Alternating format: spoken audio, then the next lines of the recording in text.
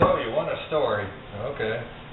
Well, I suppose one of the scaredest times I ever had here at the bakery, late night, I was almost done with my shift. And I had a funny feeling, hair kind of raised up on the back of my neck. And maybe it's from my hunting days or something, or riding, cattle out in them canyons. You get kind of spooky now and then, for a good reason sometimes.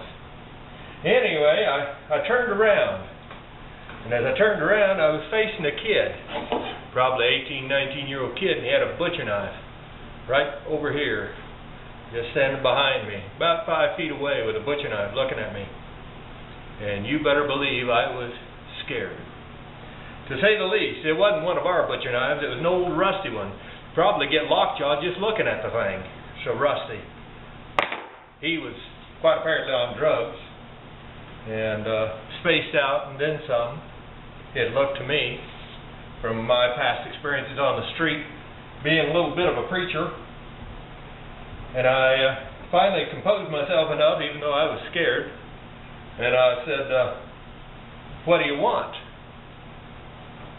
And after a few seconds of staring, he said, he said 2 words, money. And then he said a word meaning the female private part. And at that time I knew I probably could get real serious. And he almost took a step forward. And so I pulled out my blade. Now I carry a 4-inch. And I pulled mine out and took a step back. Put myself in a T-stand and felt about as comfortable as I could do. No, it was wrong. But I was so scared and wasn't thinking as straight as I should be. Oh, Sergeant, he'd be rolled over in his grave, because he always taught us the only time your enemy sees the knife is when it's already sticking in him. Be that as it may. So we was squared off, and he just stood there.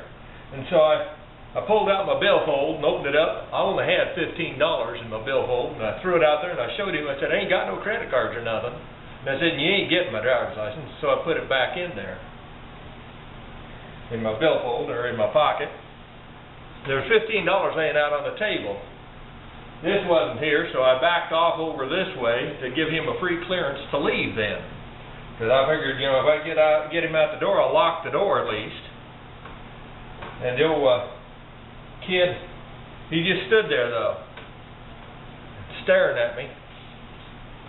And I was trying to figure out what to say right and what to say wrong, because I know the right word can get you free and the wrong word might get you dead or any other action.